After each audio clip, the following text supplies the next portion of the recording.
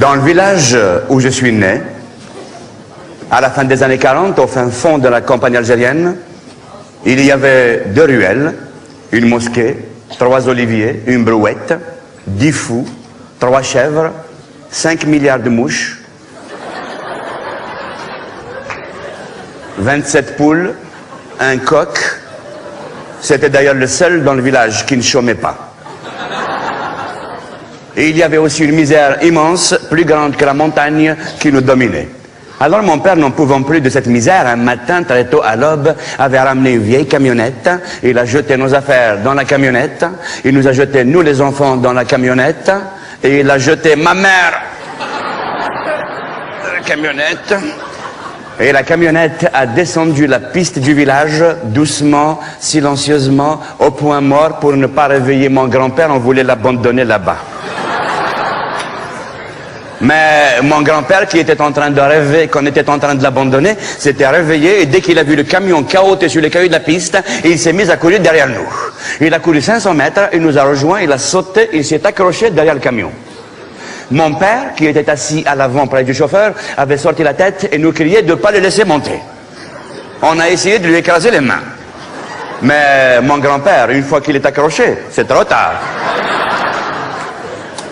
Mon père nous a lancé la manivelle et nous a dit cognez-lui les doigts avec. On a essayé, ouellou. Un de mes petits frères nous a donné une idée. Et si on lui sciait les doigts? On a tous sauté sur une vieille scie qui se trouvait là, dans le fatras du déménagement, et on s'est mis à lui couper les doigts un par un, tout en se passant la scie pour faire plaisir à tout le monde. Lorsqu'il ne restait plus que 2 doigts qui commençaient à lâcher, mon grand-père a regardé derrière lui quand il a vu la misère dans laquelle il allait rester s'il tombait, ses doigts ont repoussé. Alors comme on ne pouvait pas s'en débarrasser, on l'a traîné comme ça, derrière le camion, pendant 250 km, jusqu'à la ville, la grande ville, Alger, la Blanche. À Alger, nous sommes allés à la Casbah, le vieux quartier populaire, chez mon oncle Rabah, qui habite une ancienne buanderie qu'il avait transformée en appartement grand standing, avec toutes les commodités au rez-de-chaussée, 3 rues plus loin. Mon oncle a poussé tout le monde et il nous a dit « Bienvenue dans la famille ». On a habité 12 ans chez lui. À l'époque, quand je suis arrivé moi à Alger, je ne parlais pas du tout l'arabe, je ne parlais que le kabyle. Alors tous les matins, quand je sortais dans la rue pour jouer, les enfants de la Casbah par dizaines m'entouraient et ils se mettaient à chanter, à taper dans les mains. Kabyle, débile, plein de merde et plein de billes. Qbaili, bono, bono, Jabal Kharafi, bono. Alors moi je comprenais pas qu'est-ce qu'ils disaient, mais j'aimais bien la musique. Alors eux ils chantaient kabyle débile et moi je dansais. Qbaili bono bono Jabal Kharafi bono. Qbaili bono bono Jabal Kharafi bono. Quelque temps après, j'ai appris l'arabe et j'ai compris ce qu'il voulait dire. Et j'ai compris autre chose. Eux aussi étaient kabyles, mais ils ne le savaient pas.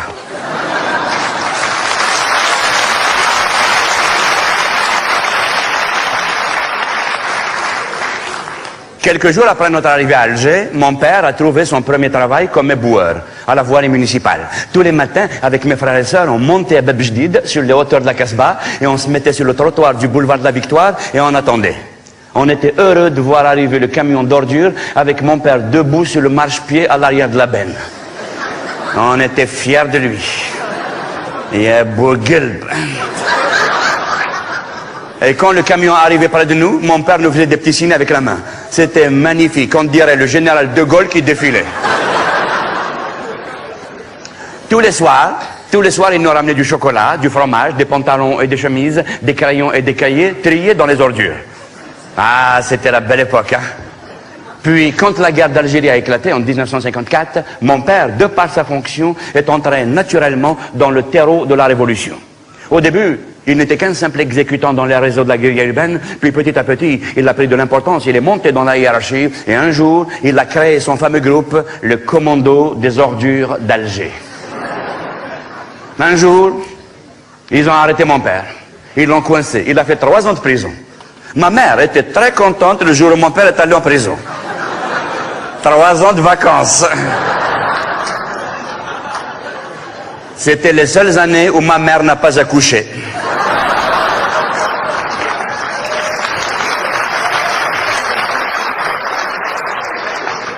Mais quand mon père est sorti de prison,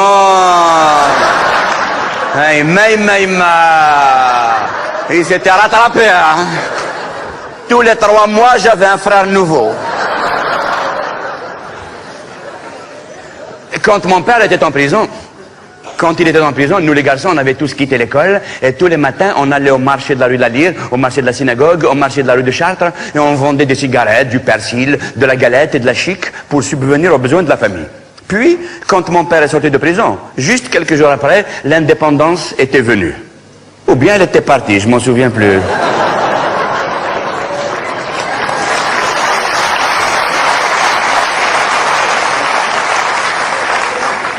En tout cas, elle est passée très vite, on n'a rien vu. Hein. Elle nous a laissé que son odeur. À l'indépendance, on s'est réinscrit à l'école. Moi, quand j'ai passé la 6e, j'avais 18 ans. Moi, j'étais le plus jeune. Il y avait un élève avec nous, il avait son papa dans la même classe que lui. D'ailleurs, son père s'asseyait toujours à côté de lui, comme ça il peut copier aller. Un jour, la direction de l'école avait trouvé malheureusement que nous étions tous devenus trop vieux pour les études et ils nous ont renvoyés. Et depuis, on traînait dans les rues de la ville, du matin jusqu'au soir, du soir jusqu'au matin, sans avenir, sans projet, sans travail, sans affection et sans amour. Toute la journée, on jouait au football. Des équipes de 49 joueurs contre 92. Avec 250 remplaçants sur la touche. Dans un stade de 14 mètres carrés. Le match, il durait 18 heures. On marquait des centaines de buts. Et à la fin du match, l'équipe qui a gagné, elle boit les 2 bouteilles de Guézouz.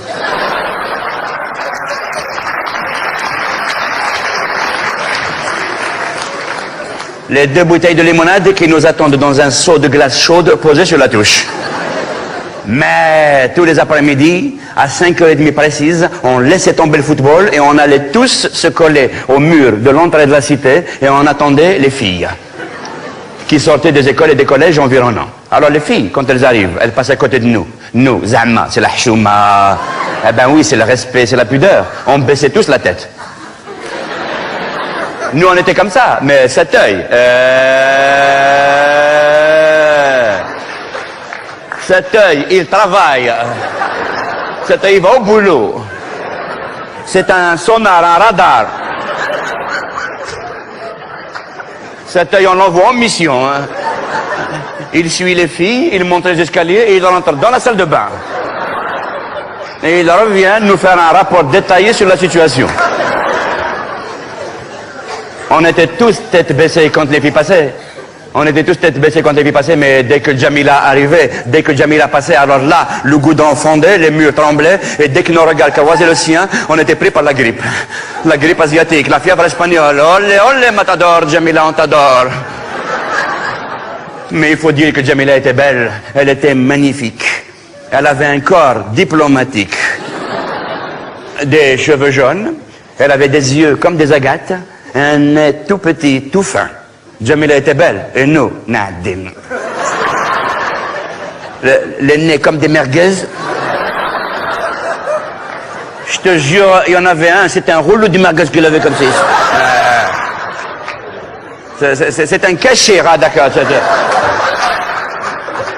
Même pas halal, hein. C'est un saucisse de morto, d'accord. Et on était tous couverts de boutons. On était colonisés par les boutons. زعما الحب شباب. الحب الخراوي.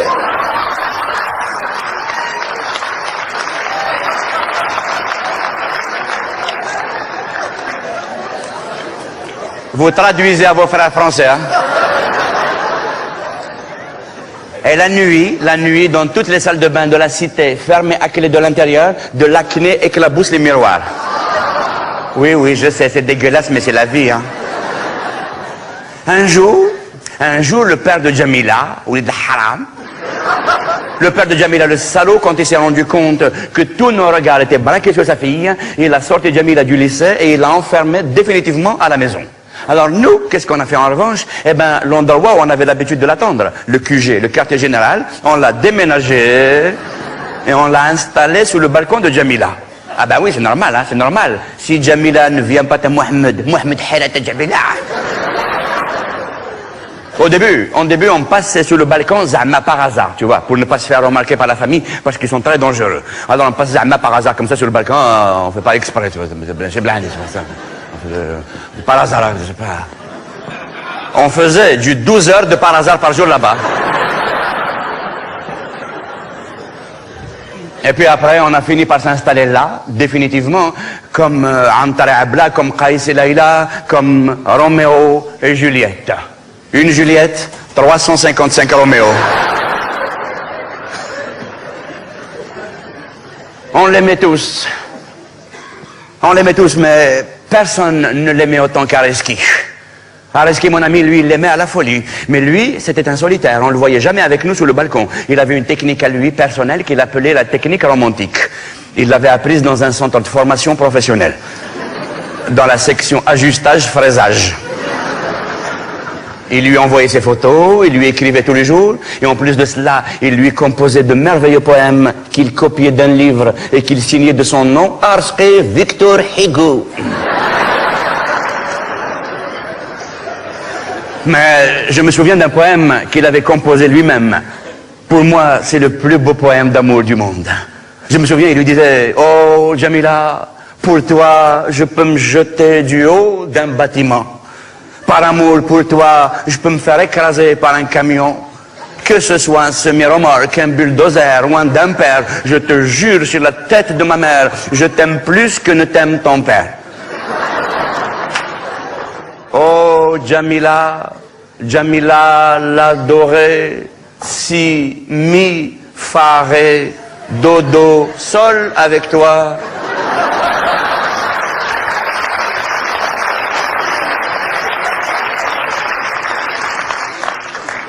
Fa, ré, bébé, mi, fa, ré, fou de joie. Un jour, le père de Jamila s'était douté de quelque chose et au milieu de la nuit, il est entré dans la chambre de sa fille chercher les indices du délit. Enfin, quand je dis la chambre de sa fille, je veux dire la chambre dans laquelle dormait sa fille, parce que chez nous, personne n'a sa chambre à lui tout seul.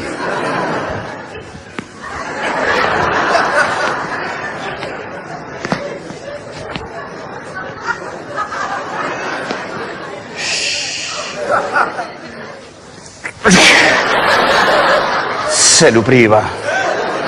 Attends demain. Il a ouvert les tiroirs des commodes, il a cherché à l'intérieur, il n'a rien trouvé. Il a ouvert le placard, rien. L'armoire, rien. La khzana, ce qui est la même chose mais en arabe, rien. Et tout d'un coup, il avait passé sa main sous le matelas de Jamila et il a sorti le dossier Areski. Il a trouvé les photos, les lettres et les poèmes. Le père de Jamila était fou de rage. Pour venger son honneur, il a envoyé ses trois frères attraper Areski pour le massacrer. Les oncles à Jamila, c'est des géants. Le diamètre de leur cou est égal au diamètre des égouts de Bab el-Oued. C'est des Kabyles préhistoriques. Si tu les passes au carbone 14, tu entends le Big Bang. La preuve, l'un d'eux un jour, il a embrassé sa femme, elle est morte. Voilà, d'ailleurs quand le médecin légiste est venu, vous connaissez le médecin légiste, celui qui soigne, il est mort. Dès qu'il est arrivé, les femmes elles ont dit, docteur, elle est morte. Et le médecin il a dit quoi? Celle-là, elle est très morte. Les trois géants sont allés attraper Areski, ils l'ont guetté, ils ont fini par le trouver, et ils l'ont attaché, ils l'ont saucissonné, ils l'ont halalisé. Ils l'ont merguezé, cachérisé. Ils l'ont mis dans un fourgon. Et le fourgon est monté à la carrière Jobert, une montagne qui domine tout le quartier de Bab el-Oued. Et du haut d'un précipice, ils l'ont jeté. Paf! Areski s'était écrasé en bas. Il n'était pas mort, mais il était cassé de partout. Une ambulance est venue. Et ils l'ont emmené à l'hôpital, aux urgences d'Alger. Tout de suite, aux urgences, ils l'ont enveloppé de plâtre. Ils l'ont entièrement enveloppé de plâtre. C'est la nouvelle médecine algérienne, qui laisse une grande part à l'intervention de la nature. C'est-à-dire il y a 95% de nature et 5% al-khidma. Tu vois, il te couvre de plâtre et après le corps, il travaille tout seul à l'intérieur. Chaque os, il cherche son frère. Tu vas pas lui imposer un os qu'il connaît pas. Mais mleha, c'est de la bonne médecine, c'est de la médecine bio. Il n'y a pas de produits chimiques. Le père de Jamila, lorsqu'il a entendu dire qu'Areski n'était pas mort, qu'il était là, toujours vivant à l'hôpital, a décidé d'en finir une fois pour toutes avec lui. Une nuit, il est allé à l'hôpital avec un panier plein de provisions, des pommes, des oranges et des mandarines, et en dessous, il avait dissimulé une tronçonneuse électrique. Il a rasé les murs de l'hôpital, et dès qu'il est arrivé au département des hommes plâtrés, il a ouvert la porte de la première salle, il a regardé à l'intérieur, Makash Areski. Il a ouvert la deuxième, Oulash. Nothing. Nada.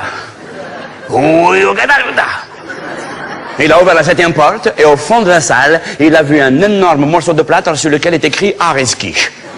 Et dans un angle du plâtre, ils ont dessiné un verre. C'est pour indiquer dans quel sens il faut poser le malade.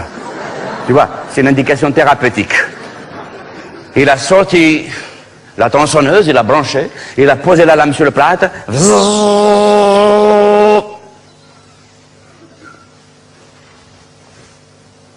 Il lui a vissé un silencieux.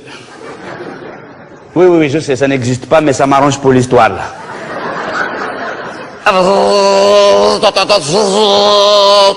C'est un silencieux algérien, on l'entend de très loin. Et justement, à ce moment-là, un groupe d'infirmiers qui passaient dans le couloir avait entendu le bruit, ils ont ouvert la porte, et ils ont vu la scène. Ils leur ont sauté dessus. Areski a été sauvé, mais le père de Jamila a pu s'échapper. Le père de Jamila, c'est un renard, il est très rusé. Avant d'aller à l'hôpital, il s'était oint d'huile d'olive kabyle. Et tu aurais manisé le kavel. Ce qui fait que les infirmiers, ils n'arrivaient pas à l'attraper. Il a glissé jusqu'au centre-ville. Mais l'essentiel, c'est que Areski a été sauvé. 7 mois ou 8 ans après, je m'en souviens plus, il est sorti de l'hôpital. Et là, il a juré de ne plus jamais tourner autour de Jamila. Il a essayé de l'oublier. Pour l'oublier, il s'est mis à faire du yoga.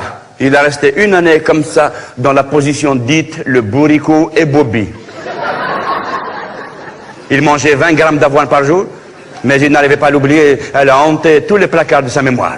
Alors Areski s'est entraîné à faire de l'hypnotisme. Et il s'est entraîné pendant 3 mois, et quand il est devenu très fort, un jour, il est allé en face du père de Jamila, il lui a fait « Viens ici, Imatimak, viens là. Viens, je vais t'hypnotiser. Regarde-moi dans les yeux ici, regarde-moi là, dors. Regarde, otos. Hypnotiser, mak mouetsin tranquille.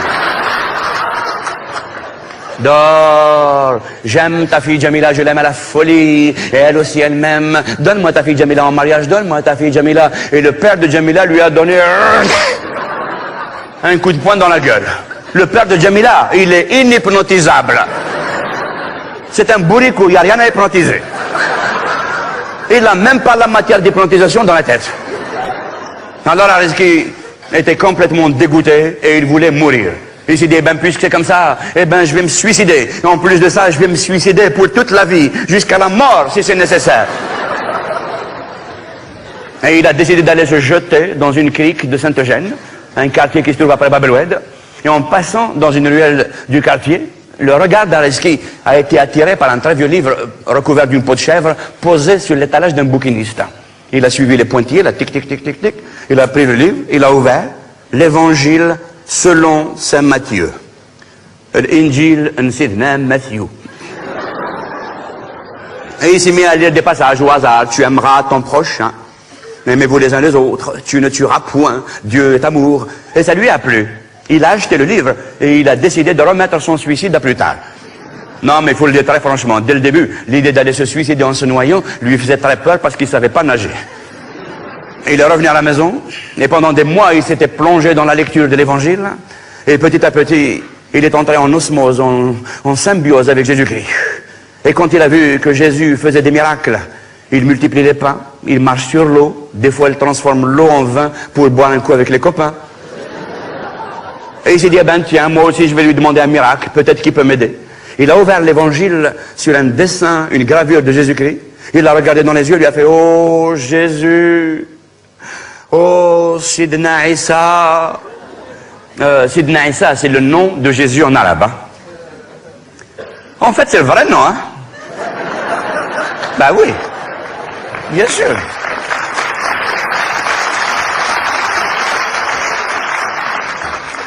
Jésus-Christ est un nom d'adoption, c'est plus tard. Mais à la base, c'est Sidna Issa, il s'appelait Sidna Issa. Il vient de chez nous, hein, c'est un homme du Sud. Hein. Bah oui, c'est un immigré comme nous. Hein. Sauf que lui, il a une carte de résidence de 2000 ans.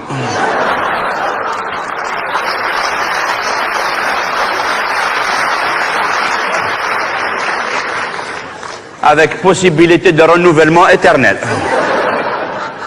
Et nous, pour gratter un an, il faut que tu laisses ta mère en otage à la préfecture. Voilà.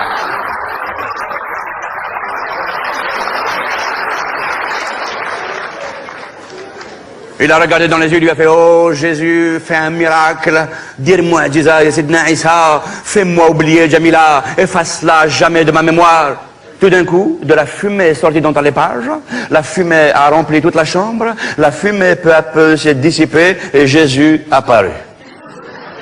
Oh, pardon.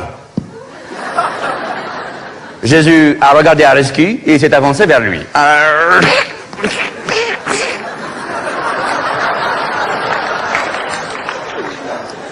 Il a posé sa main sur la tête d'Arezki et il lui a dit « Tu es bien sympathique, mon garçon, mais je ne fais pas de miracle pour les musulmans. Hein.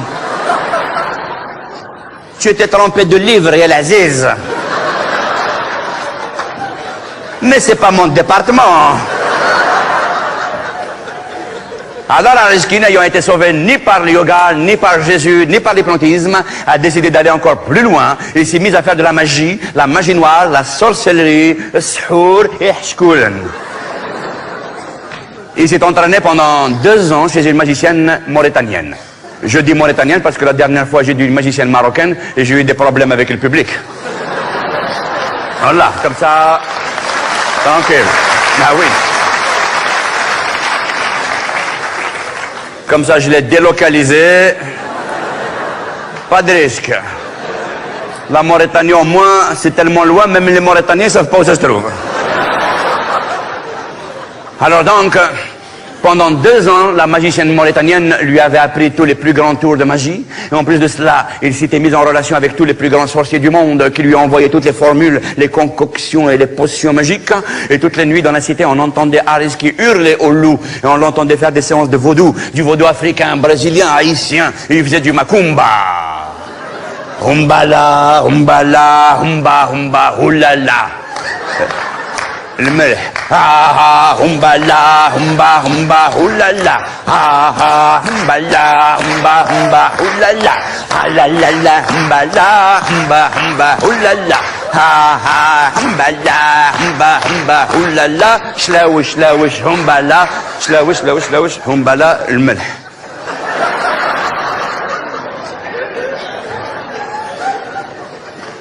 Et dès qu'il a fini, il a regardé autour de lui, il s'est regardé et rien n'a changé. Nadine. Alors là, il s'est mis en colère et il a bu toutes les potions, il a mangé toutes les formules, il a récité toutes les récitations magiques et tout d'un coup, rik, rak, rtug, zvot, il s'est transformé, ra. Il s'est transformé, ra. Vous m'excusez, hein, je suis désolé. Normalement, là, pour l'effet de la transformation magique, il devrait y avoir des millions de confettis, des lumières qui tournent et tout, mais c'est une production algérienne. Voilà, c'est ça.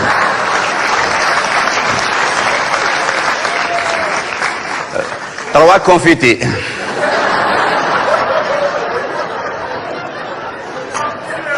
C'est tout ce qui nous a laissé le pouvoir. Hein, voilà. Ma khalaouna walou. Voilà.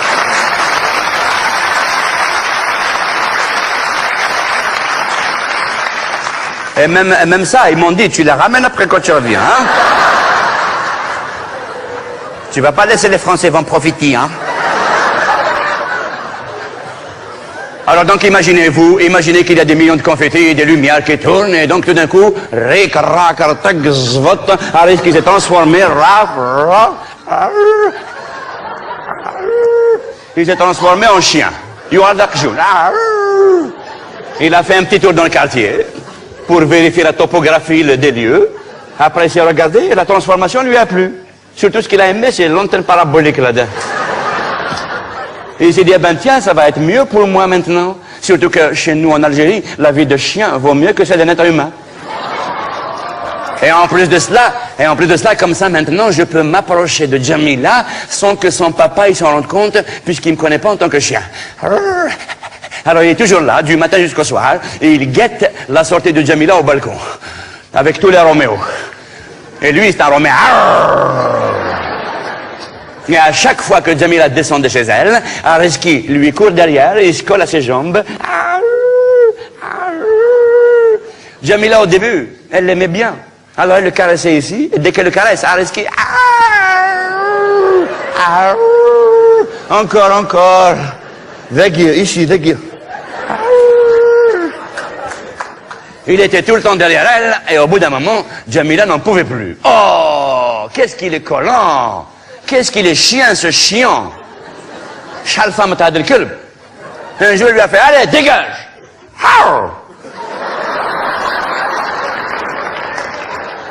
Allez, fais ça, va-t'en, je te dis, al-wadik.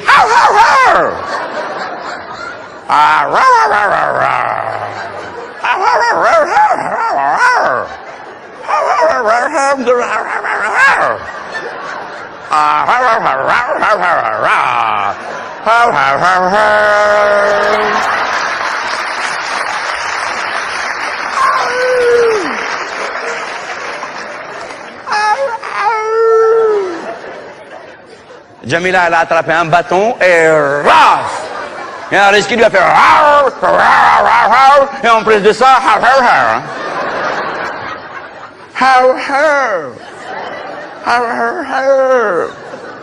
ce qui en chien algérien veut dire je t'aime, Yajdak.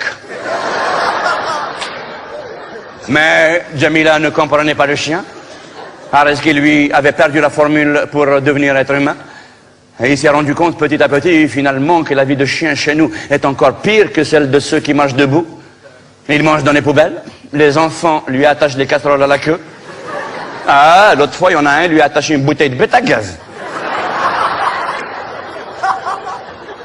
Et tous les gens qui passent lui donnent des coups de pied dans le derrière. Mais ça, c'est normal, hein. Ça, chez nous, c'est automatique. Nous, en Algérie, dès qu'on croise un chien, ah, dégagez la loi de comme c'est le prix, va, c'est le prix. Même si le chien est loin. Dégage. Il y a 5 millions de kilomètres carrés, tu viens m'emmerder dans mes 2 mètres. Mais bon, ça, c'est normal, on est comme ça, c'est culturel. C'est génétique. Asma, les Français. Les Français, ils croient.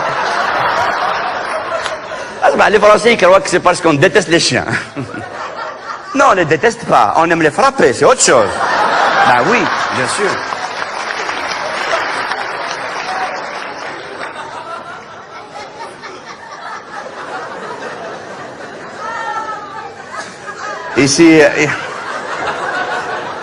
Ici en France, ça nous manque, hein.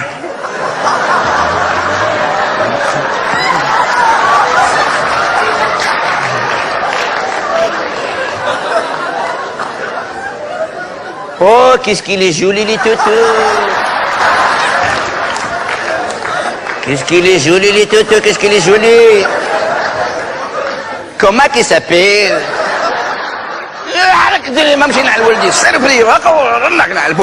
C'est le prix. C'est le prix.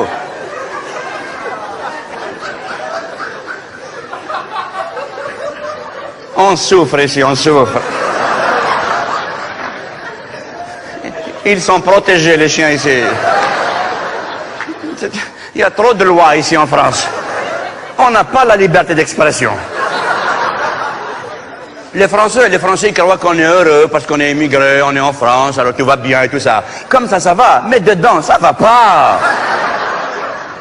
Dedans, ça travaille. Vous vous mettez dans la peau d'un Algérien ici en France.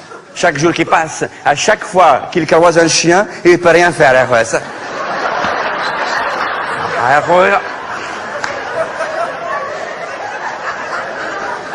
Ça fait rien, mon frère, tu as la nationalité.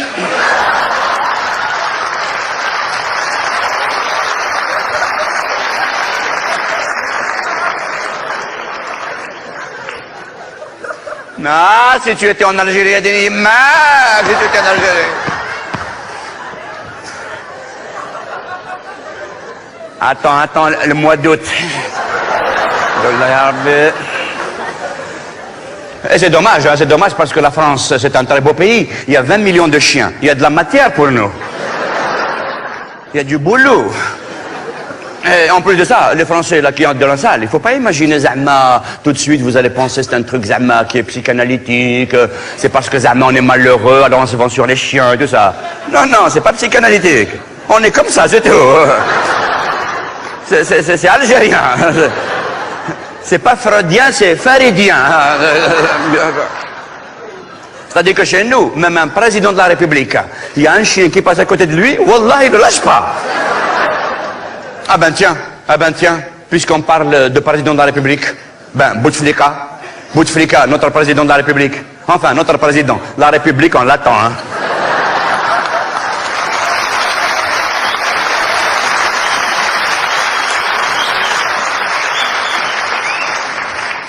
Vous vous souvenez, il y a 2 ans et demi, il est venu ici en France pour 3 jours de mission, vacances, de passage de vacances politiques. Enfin, je sais plus, enfin, il est venu traîner, quoi. Et le dernier jour, lui et le président Chirac sont sortis dans le jardin de l'Élysée pour se dire des secrets. Et ils sont sortis, et Bouteflika discutait politique avec Jacques Chirac. Oui, à la couleur, bien sûr, oui. Oui, après, oui, à la couleur, bien sûr, oui. Bien sûr. Il parlait de l'équilibre des rapports entre l'Algérie et la France.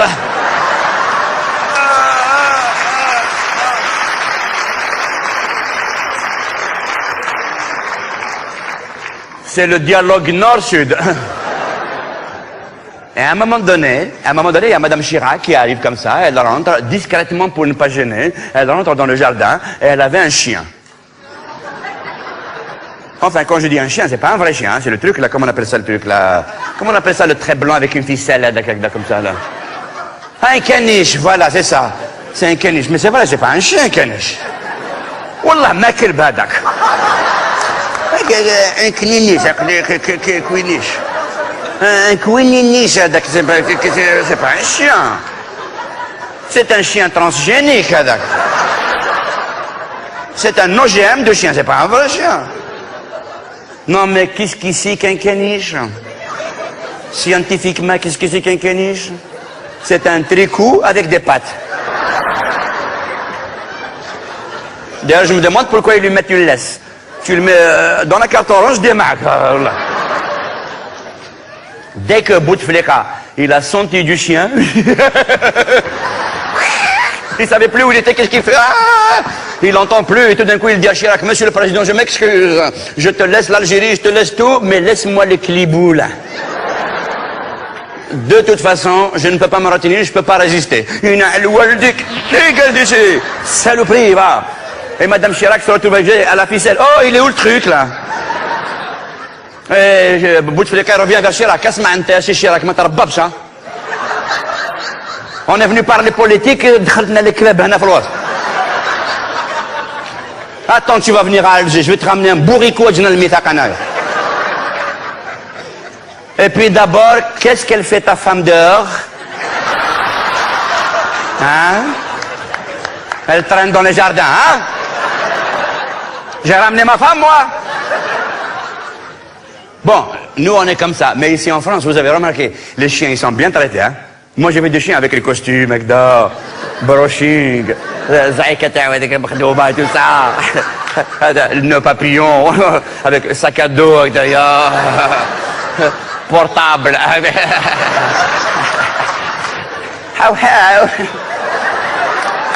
Ouais, ça va qu'elle aille à l'Aziz Ataïl Kilba. En plus, elle donne les kilota, dim. Juste kilota, dim, dim, immak. Allah.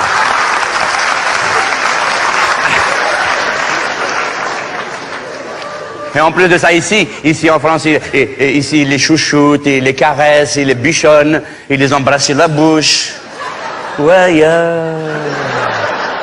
quand même, sur la bouche. Hein? Arjou. Je sais que c'est culturel, mais il y a des limites. Est-ce que nous, on embrasse les chameaux sur la bouche? Imagine, tu embrasses un bulldog. Le bulldog, c'est les chutes du Niagara du chien. Il faut aller au maillot de bain pour l'embrasser. Et s'il te passe la langue sur le visage, il te fait un lavage de cerveau direct. Et maintenant, pour éviter d'être attaqué par les amis des animaux, revenons à notre histoire d'amour. L'histoire de Jamila et d'Areski. Cette histoire s'est passée il y a 25 ans. Un jour, je me souviens, le père de Jamila, pour se débarrasser de sa fille, l'avait mariée. Enfin, il l'avait vendue aux enchères. Un homme qui avait 3 fois son âge. Je me souviens, quelques mois après, c'était l'été, la saison des mariages chez nous. Un cortège de Mercedes était venu dans la cité emmener Jamila dans sa nouvelle demeure. Jamila était magnifique dans sa robe de mariée. Elle est montée dans une Mercedes fleurie. Et elle est partie pour toujours, laissant derrière elle 355 Roméo et un chien. Le temps est passé. Jamila a eu un enfant. 2, 4, 8, 12. Sa beauté s'est fanée. Le sirocco de la vie a creusé des sillons dans les prairies de sa beauté. Mais c'était là qu'il fallait applaudir. C'était là qu'il fallait applaudir. C'est pas possible, ça. Une phrase comme ça, j'ai mis 4 jours pour l'écrire. Alors qu'on encourage un peu les artistes. Non, c'est pas la peine, c'est pas la peine. Non, là, c'est trop tard. Non, c'est pas la peine. Non, ça y est. Non, vous voulez vous rattraper. C'est trop tard, ça y est, là. Ça, c'est de l'hypocrisie à dire, ça y est. Allez, changez-moi le public tout de suite, ailleurs. Mais bon, comme vous êtes gentil, je vais recommencer la phrase. Et à la fin, au point, vous applaudissez tous très très fort, très sincèrement, et j'oublie ce qui s'est passé entre nous. Et n'oubliez pas que la phrase, c'est le sirocco de la vie, la creusé des sillons dans les prairies de sa beauté. Mazal! Mazal! Ça c'est le brouillon, mais j'ai même pas mis les sentiments dedans. C'est après, Mazal, ça c'était pour vous rappeler. Mais je suis sûr, c'est les Algériens, ils n'ont pas résisté. C'était trop, 3 secondes de trop. Tout de suite, même si tu lui attaches les mains. On est comme ça, nous, on est comme ça, la fusion nucléaire. On danse avant la musique, nous les Algériens. Tu dis à un Algérien, on met un disque.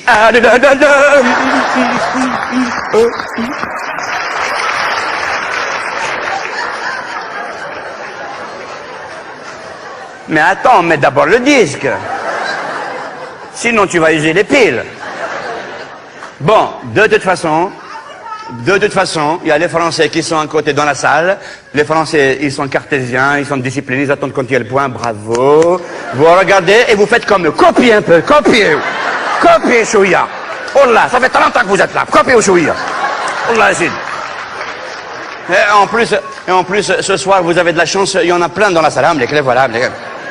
Vous pouvez même les toucher. Là, ils sont là. Non, mais vous savez que les Français, ça existe encore, hein. C'est pas une abstraction, hein. Il en reste encore quelques-uns en France. Oh là! L'autre fois, je suis passé dans le boulevard Voltaire, j'en ai vu 3. Et normal, hein, ils étaient normaux, ils marchaient dans la rue, comme s'ils étaient chez eux. Oh là!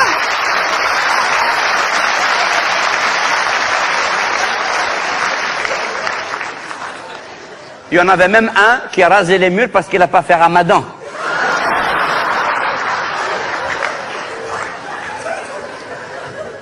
Alors donc, ensemble, Algériens et Français, au point, vous applaudissez tous très fort. Hein? Et je recommence la phrase là. Je suis en train de me préparer, je vais le faire. Le sirocco de la... Voilà.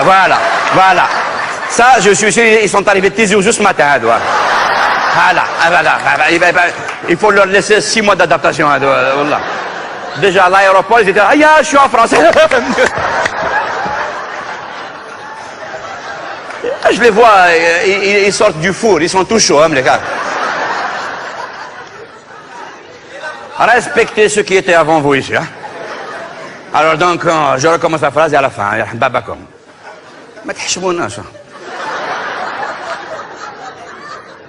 Le sirocco de la vie.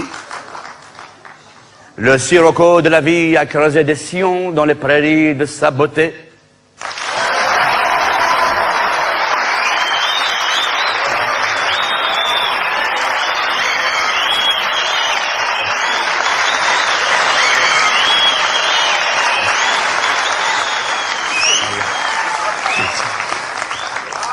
Oh là, je suis fier de vous.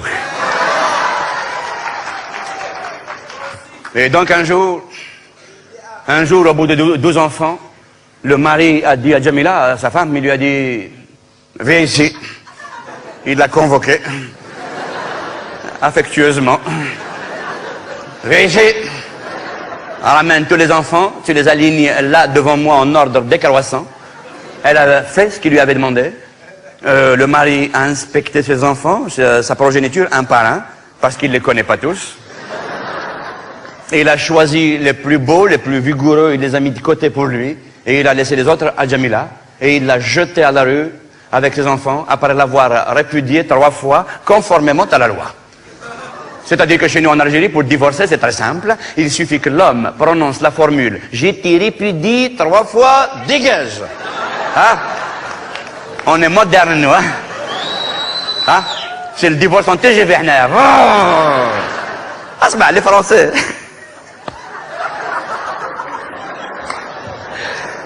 Ils me font de la peine. 4 ans pour divorcer. Da, da, da, da. Et après, ils disent que c'est nous qui sommes en retard. Mais vous êtes encore Moyen Âge. Nous, on est en 2001, le siècle de la vitesse. Je t'ai répété, dégage! Hein?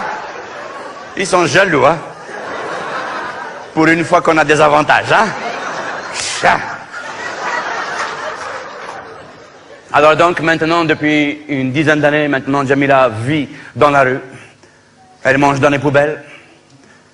Elle dort à même le trottoir. Elle vit de mendicité, elle est devenue folle. Partout où elle va, ses enfants accrochés à ses haillons, à ses guenilles, la suivent. Et Ariski, toujours fidèle depuis 25 ans, Ariski, le chien, la suit partout où elle va, en aboyant douloureusement.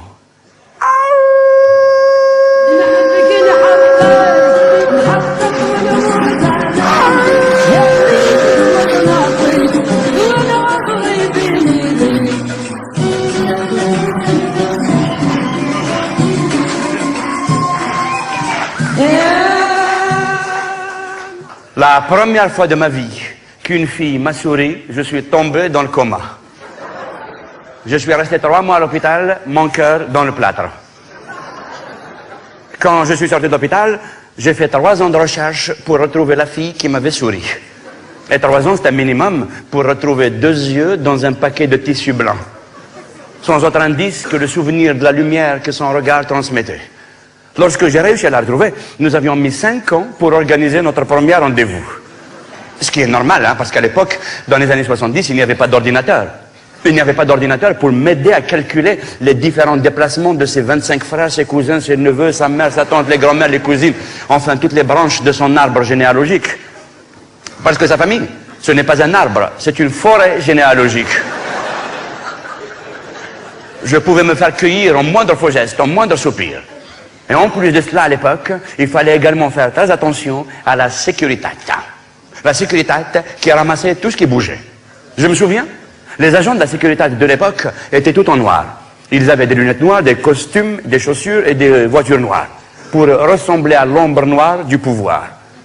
Le rêve du dictateur de l'époque, c'était d'avoir un agent de la sécurité par habitant. C'est-à-dire que la moitié de la population va surveiller l'autre moitié et vice-versa. Tu as fini de me surveiller, c'est à mon tour. C'est-à-dire que son rêve, son fantasme, son obsession au dictateur, c'était que chacun de nous ait derrière son dos un agent de la sécurité qui le suive partout où il va. S'il va au travail, il va avec lui. Il rentre dans un café, il rentre avec lui. S'il va chez lui, il l'accompagne chez lui. Il dîne avec lui et il dort avec lui pour surveiller le contenu de ses rêves. Pour survivre dans une dictature, il y a certaines règles à respecter. En voici quelques-unes. Au hasard. Premièrement, il ne faut jamais parler politique dans un taxi.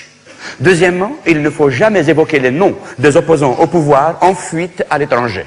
Mais surtout, troisièmement, il ne faut jamais exprimer ses idées politiques à haute, à mi ou à basse voix, même si vous êtes seul au milieu du désert.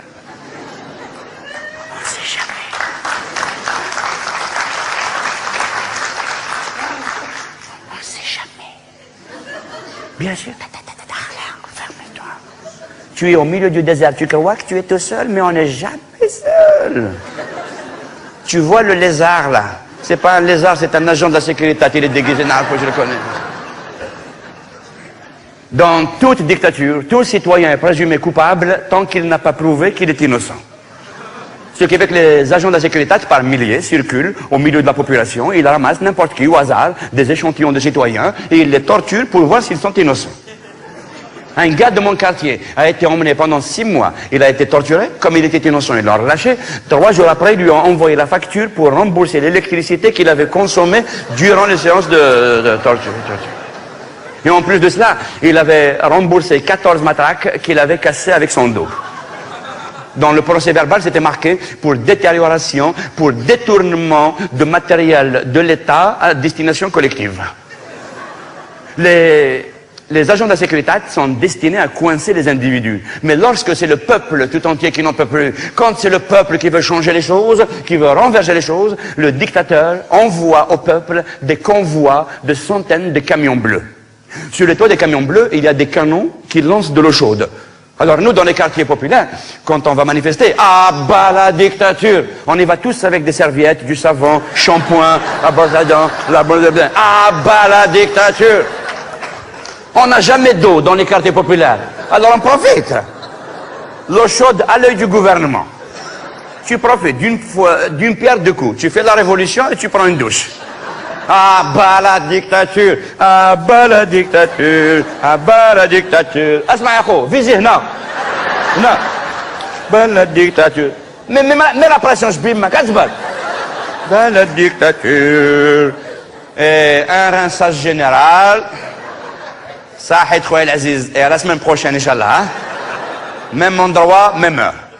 C'est la douche populaire. À chaque fois qu'on a envie de se laver, on organise une manifestation. À l'intérieur des camions bleus, il y a des hommes bleus. C'est des paquets de 12. Ils ont des casques, des costumes, des boucliers et de gros bâtons bleus. Le bâton est destiné à ce que, à chaque fois qu'il l'abaisse sur la tête de quelqu'un, la personne à qui appartient la tête produit un son. Ce son, en français, s'écrit A-I-E. C'est-à-dire que si c'est sur un français et que le bâton tombe, il fait aïe!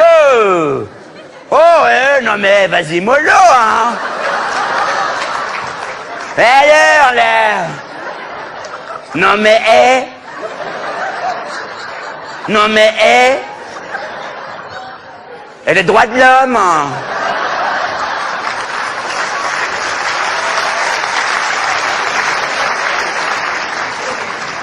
Mais si c'est sur un arabe, que le bâton tombe, il fait aïe aïe aïe aïe aïe aïe aïe aïe.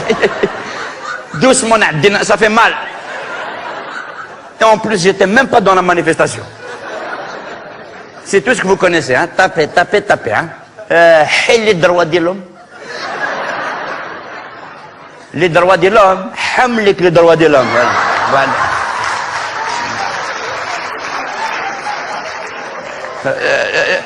Les droits de ta sœur, oui. Les droits d'un nanak.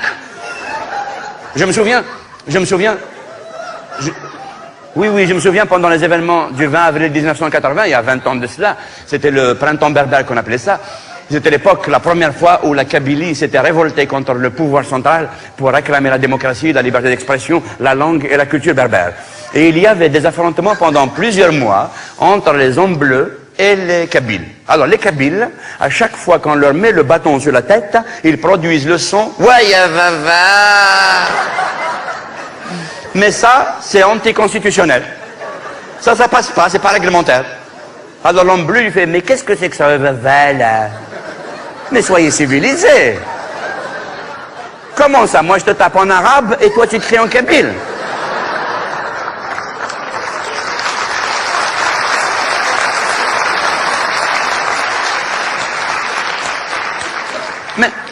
Mais comment voulez-vous qu'on construise un pays ensemble? Comment voulez-vous qu'on bâtisse une nation si on n'est même pas synchro?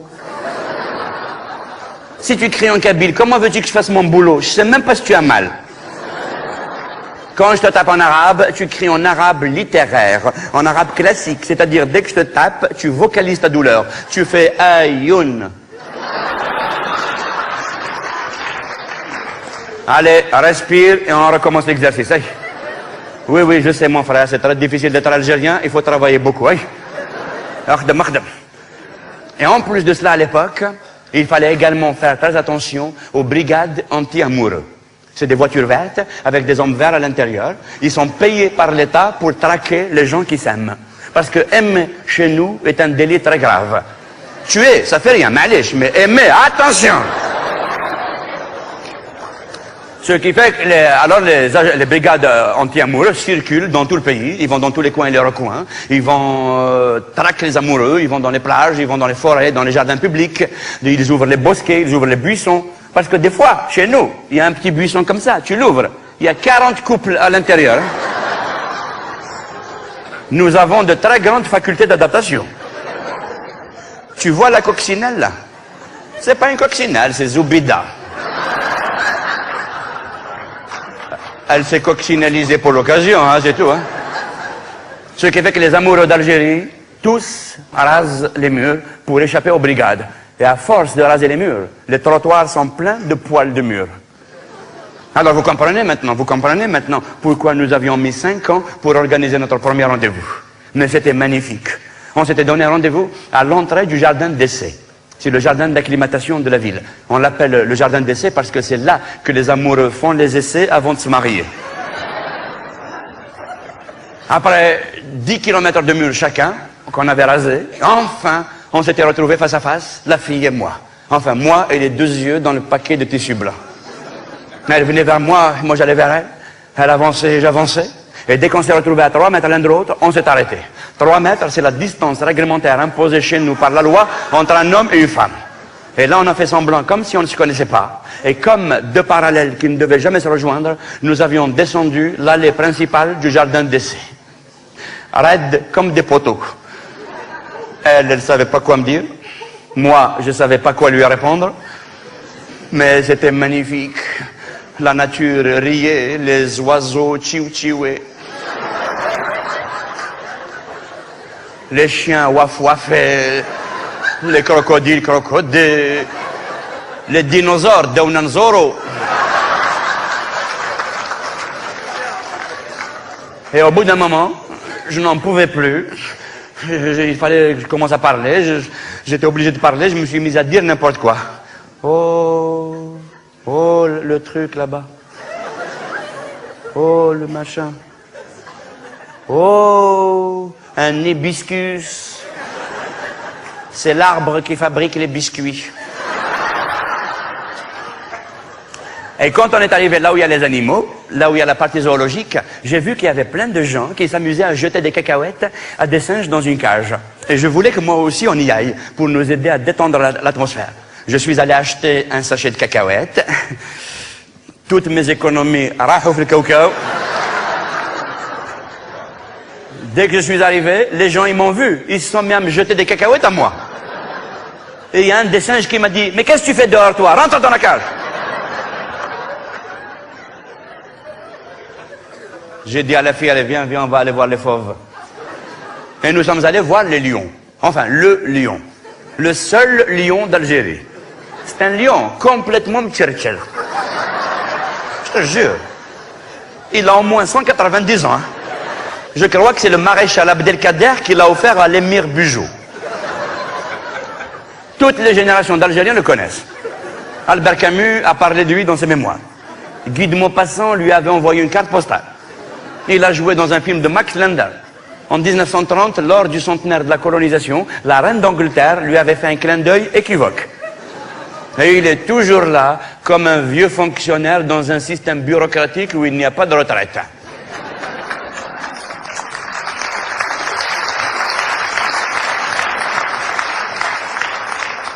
Sa peau, ça fait au moins 50 ans qu'elle a pris l'indépendance avec le corps. Hein. On dirait une djellaba, c'est pas une peau. Quand il se déplace, lui s'en va et la peau, elle reste.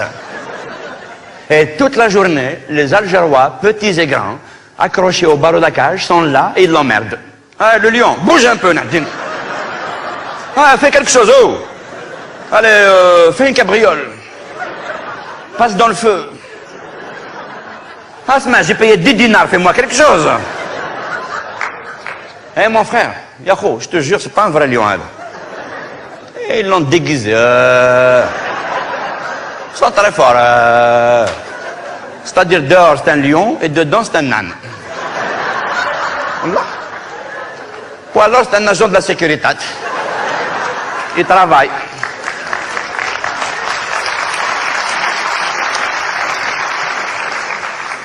Il y a même des audacieux qui ouvrent la porte de la cage et ils rentrent à l'intérieur. Salam alaikum. Waouh, c'est moi le lion, c'est pas lui. Et ils attrapent le lion par le cou, ils le soulèvent, ils prennent des photos avec. Sawar, ho. Regarde le pareil, l'oiseau, il va sortir, regarde. Mais regarde le pareil, ne me regarde pas moi. Mais si, regarde là-bas. Ah, allez, rigole. Rigole. Waouh. Maître Goldwyn-Mayer, waouh. Et le chef du Bureau national de l'administration centrale démocratique, département Fauve, section Lyon, lui avait suspendu dans sa cage le portrait du président Boumedienne. Le lion, il était dégoûté. Dégoûté du centralisme démocratique. Et après cela, la fille et moi, nous avions quitté le jardin et nous sommes allés juste en face, au bord de la mer, dans une plage qui s'appelle les Sablettes. Nous nous sommes assis tous les deux sur un rocher. C'était magnifique. Il y avait la mer, les mouettes, le globe terrestre et nous deux posés dessus. C'était le plus beau jour de ma vie. Comment vous dire mon bonheur ce jour-là? Je n'ai même pas les mots qu'il faut. Ce jour-là, j'étais plus heureux qu'un Algérien qui vient d'obtenir un visa pour venir en vacances en France, travailler comme immigré toute la vie si c'est possible. Nous sommes restés 10 heures comme ça, sans bouger. Moi, le rocher, il m'a troué les fesses. Hein. Mais j'osais pas bouger. Je me suis dit, si je bouge, elle va mal interpréter mon geste, elle va s'en aller et c'est un investissement de 5 ans qui tombe à l'eau. Alors je me suis dit, Akhouya, ne bouge pas, mets des rouleaux. De toute façon, qui n'a rien, ne risque rien. Et à un moment donné, je n'en pouvais plus. Et là, je me suis retourné.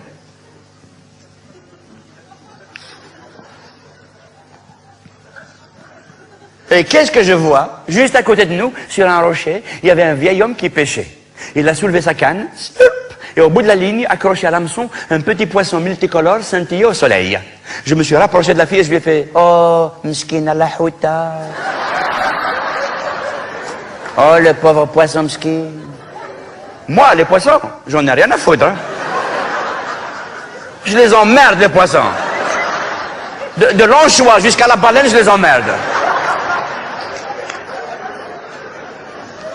Mais là, c'est la logistique. Là, c'est Zama, oh, mskina la houta. Tout en profitant pour poser ma tête sur son épaule avec la dose de sentiment qu'il faut pour l'attendrir.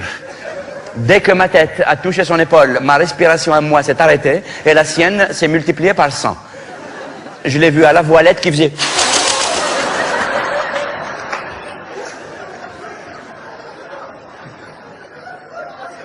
Nous sommes restés 3 ans et demi comme ça. Comme des statues de sel que les embruns léchaient. Tous les jours, elle me racontait sa vie. Elle m'avait dit qu'elle s'appelait Houria. Mais elle m'a parlé de sa famille, de ses frères, de ses cousins, ses neveux, qui sont tous bouchers de profession et de vocation. Tous les jours, elle m'a récité des poèmes qui faisaient rugir la mer et éclater les orages. Un jour, j'ai pris mon courage et je suis allé demander sa main. Je suis allé seul, hein, sans ma famille. Je me suis présenté chez ses parents. Dès que je suis rentré, le comité d'accueil m'attendait. Ils étaient alignés, tous les 30 comme ça, ils étaient 30, ses frères, ses cousins, ses neveux, et son père au bout du couloir des hommes. Ils avaient tous des tabliers blancs tachés de sang. Ils avaient les mains derrière le dos, mais je voyais par terre l'ombre de haches et de couteaux. Et moi j'étais là, à l'entrée, dans un costume tout étriqué, tout serré. C'était un costume complètement msbot. C'est un copain de quartier qui me l'a prêté pour l'occasion. Le copain à Bab el-Oued, on l'appelle Petit Chouïa. Déjà Chouïa, c'est petit. Alors Petit Chouïa, il s'est annulé. Même café Ouello. Le costume là, j'ai mis 3 jours pour rentrer dedans, tellement il était serré. C'est pas un costume, c'est un costume. Je jure. Tiens, justement, je me suis toujours demandé pourquoi dans le monde entier on dit chocolat et chez nous on dit chicoula. Hein? Vous avez remarqué, hein? Ça vous a travaillé vous aussi, hein? Eh bien, ce n'est que maintenant que j'ai compris. Nous on prononce chicoula parce qu'on a juste un peu. Chicoula, tu sais. Les Français, ils mangent du chocolat. Et nous, c'est du chicoula. Quand il le met dans la bouche, il ne se souvient plus où il l'a posé. De quel côté je dois mâcher? Oh, qu'est-ce qui sique? C'est du chicoula, donne-moi un peu, il n'y en a plus. Alors donc j'étais là, à l'entrée, dans mon costume. À la main droite, j'avais un bouquet de fleurs, un bouquet de soucis, agrémenté de misère. À la main gauche, j'avais un paquet de gâteaux. C'est le pâtissier du quartier qui me l'a prêté. Et qui m'a dit, ça s'appelle, il revient, hein. Tu le montres et tu le ramènes après. C'est le geste qui compte. Alors je suis passé au milieu de tout le monde et je me dirigeais vers le papa. Salam alaikum, salam alaikum. Ça va, alhamdoulilah, ça va. Et vous, ça va, alhamdoulilah, ça va, alhamdoulilah, ça va, alhamdoulilah, ça va, alhamdoulilah, ça va, alhamdoulilah,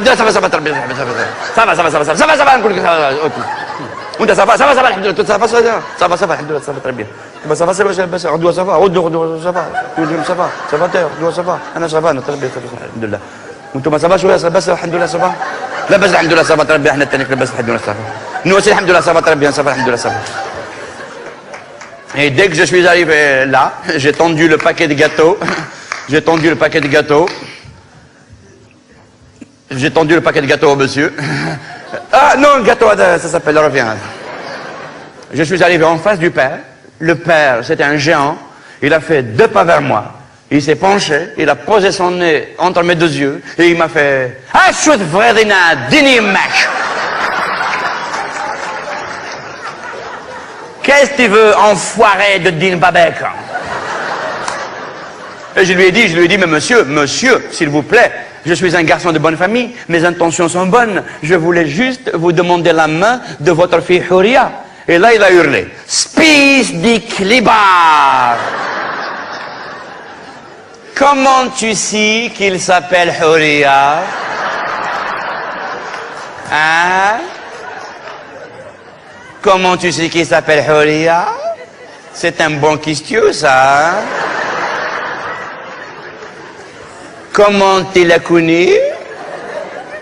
Où tu l'as connu? Pourquoi tu l'as connu? Mais où est donc Ornikara? Il a soulevé la hache, il allait me frapper. Je reculais, il avançait, moi je reculais, tout en regardant une issue par laquelle je pouvais m'échapper. Les autres aussi avaient brandi leurs armes et avancé vers moi. Un des frères, vlouf, vers la porte, ric-rac, à double tour. Il a mis la clé dans sa poche et je me suis retrouvé collé contre la grande porte. Ils avançaient tous et juste au moment où ils allaient me frapper, je leur ai dit, mais je l'aime. Son père a hurlé, ouais, ya sagik, shmd l'haram, sakhamé.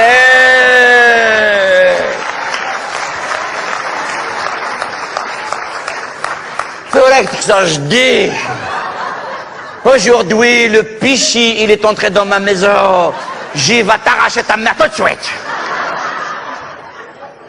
Il allait me frapper. Il allait me frapper et juste à ce moment-là, sa fille Houria, qui, de la cuisine, avec sa maman, assistait à toute la scène, à travers l'entrebâillement de la porte, avait surgi de toutes ses forces. Elle s'est mise en travers de nous deux et lui a fait « Mais moi aussi, je l'aime, papa !» Un hurlement est monté des genoux du père. Oh rage, oh désespoir, oh jeunesse ennemie. Mais qu'ai-je donc fait pour mériter cette famille? Il lui a attrapé la main, il a tiré la main vers lui, il m'a regardé, il m'a fait « Tu veux que je te donne sa main? » Eh ben, je vais t'arranger ça. Ah ben oui, c'est comme ça. Hein. Je sais que c'est difficile, mais il faut y aller jusqu'au bout. C'est le texte qui est comme ça. Moi, je suis avec la fille, moi aussi. Hein. Voilà. C'est à la belle. Mais là, je joue le père, c'est obligé, je vais jusqu'au bout. Slack. Il lui a coupé la main. Il a lancé la petite main frétillante de Houria sur une balance qui se trouvait là à côté. Et il m'a regardé, il m'a fait 1 kilo de 50 grammes.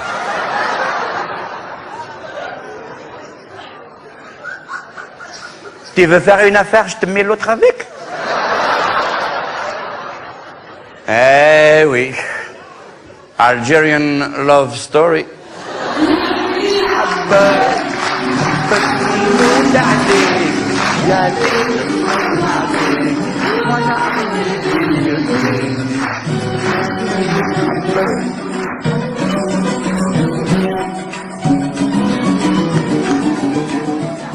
Mon père et ma mère un jour sont allés en pèlerinage au fameux mausolée de Sidi Abdelrahman, le saint patron de la ville d'Alger. Ils sont restés là 7 jours et 7 nuits en prière et en invocation. Ya Sidi Abdelrahman, oh toi le grand marabout, toi qui sais tout et qui vois tout, toi qui commandes aux éléments, mets fin à nos tourments. Aide-nous à ne plus avoir d'enfants.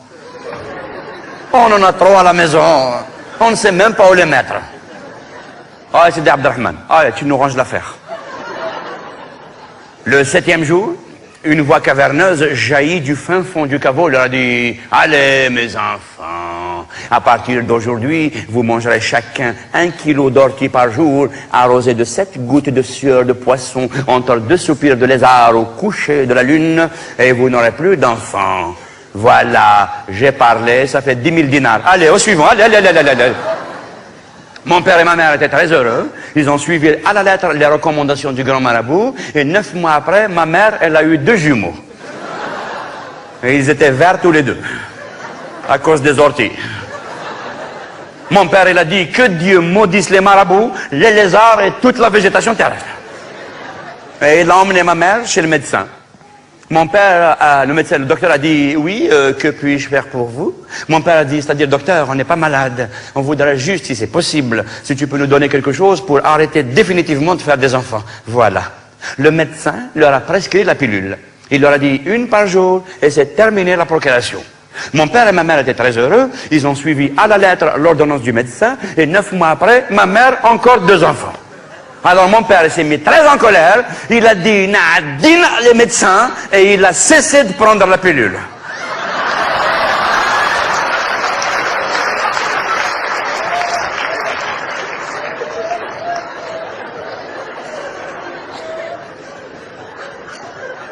Et depuis, il essaye d'arrêter avec la volonté.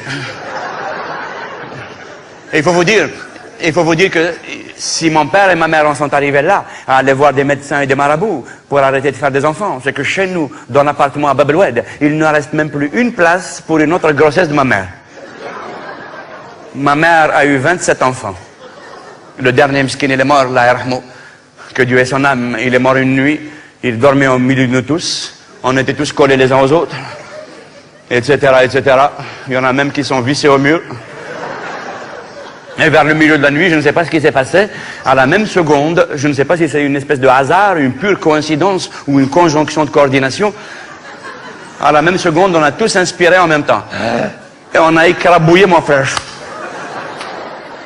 On l'a tout fait. Ah ben oui, c'est normal, hein, c'est normal. La nuit, quand on dort, chacun respire en fonction de ses possibilités. On est inconscient. La nuit, c'est l'anarchie totale à la maison. Le jour, oui, le jour, on s'organise. Pour une meilleure occupation de l'espace, on a formé des groupes. Pendant que le groupe A inspire, le groupe B expire. Et le groupe C, Hadak, Shakespeare. Le dernier est mort, nous ne sommes plus que 26. 26 enfants dans une seule famille. Si le taux de natalité à l'époque en Algérie était de 3,2, l'un des plus élevés au monde, chez nous à la maison, il était de 14,12. 14 garçons, 12 filles. C'était les filles qui donnaient le plus de soucis à mes parents. Aucune d'elles n'est mariée. Mon père, toujours, il s'arrache les cheveux. Mais comment faire pour les marier toutes? 12. Mais pour les marier toutes, il faut que j'ouvre une agence matrimoniale. Il faut vous dire que, c'est-à-dire que si mes sœurs, aucune de mes sœurs n'est mariée, c'est qu'elles ont un grave problème question, c'est-à-dire, tu vois, enfin, vous me comprenez, c'est-à-dire, elles sont mal programmées, voilà, à la base. C'est pas de leur faute, hein, c'est à cause des mariages consanguins.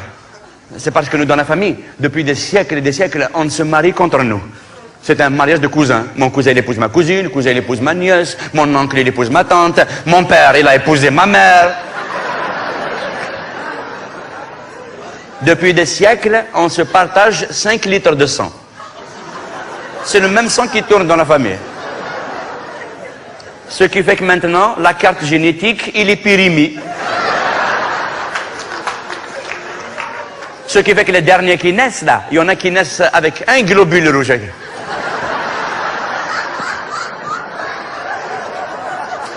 Je peux pas en avoir un bleu pour qu'il ait brille. Eh ben, dis donc, monsieur est exigeant. Ton père, il a un globule. D'où tu veux qu'il te sorte l'autre? Il y a واحد الكروموزوم ينعلبوه.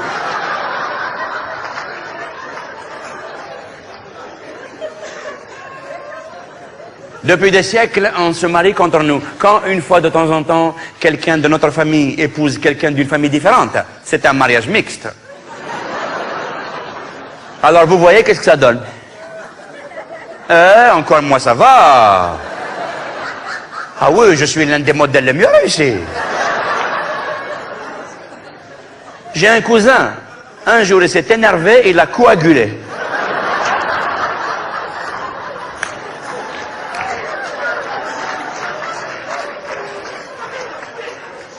Alors, tous comme on est, on vit tous dans un 3 pièces, cuisine, pardon, non, 2 pièces seulement, parce que la 3e pièce est occupée par mon oncle, sa femme et ses enfants, qui sont chez nous provisoirement depuis 1964. C'est-à-dire, quand ils sont arrivés il y a 40 ans, mon oncle avait dit à mon père, qui est son frère, lui a dit, ne t'inquiète pas, hein, juste quelques jours, hein, on est de passage, c'est-à-dire, hein, le temps qu'on trouve quelque chose, on est chez toi en transit temporaire, hein, ne t'inquiète pas. Eh bien, depuis 40 ans, mon père, à chaque fois qu'il s'énerve, il lui dit « Mais toi, ce que tu m'as fait là, ce n'est pas du transit temporaire, c'est de l'immigration clandestine. » Si à l'époque, on vivait ici en France, mon père, il aurait voté Front National juste pour expulser son frère de l'appartement. Je te dis, oula, ça y est.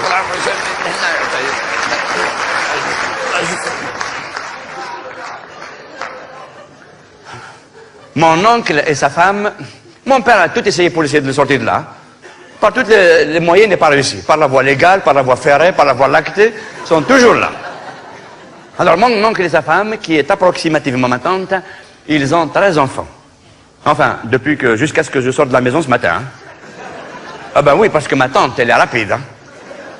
Ma mère est rapide, mais ma tante, ouais, ma tante, des fois, elle est normale, elle me dit, passe-moi le sel, je lui passe le sel, elle est enceinte. Et quand je lui passe le poivre, il n'y a plus rien. Oh! Il est où? Eh ben, elle est sortie jouer dehors, hein.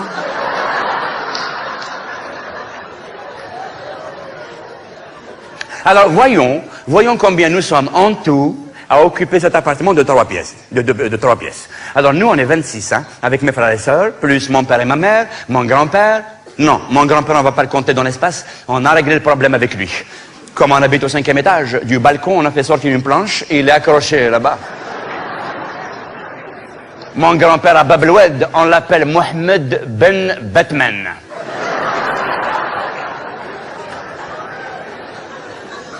Alors donc, comme je vous l'ai dit, nous on est 26, mon père et ma mère, plus mon oncle et sa femme, mes 13 cousins, plus ma belle-sœur. Ah, mais je vous ai pas parlé de ma belle-sœur. C'est la femme de mon frère aîné. C'est le seul des garçons qui s'est marié. C'est-à-dire un jour, il a été écrasé par un camion, il est devenu beau et il s'est marié. D'ailleurs, depuis ce jour-là, nous, les autres garçons de la famille, toute la journée, on est sur les routes. Moi, il me reste encore 2 camions et Inch'Allah, je me marie.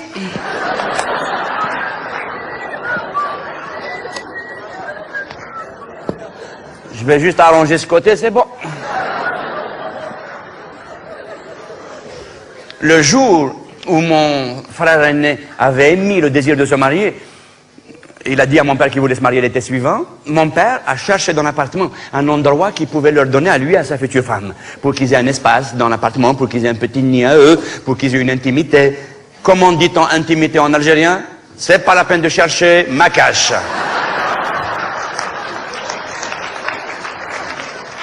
Nous, on n'a que les embouteillages. Ah ben tiens, à propos d'embouteillage, vous connaissez tous l'histoire du gars à Alger qui a 14 enfants, qui vit chez son frère qui lui-même en a 18, dans un 2 pièces et demi.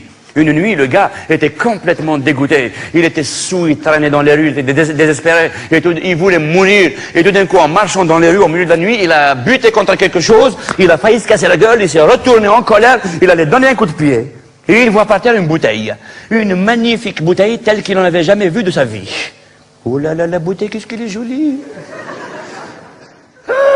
Dans la bouteille, il y avait un génie, un djinn 501.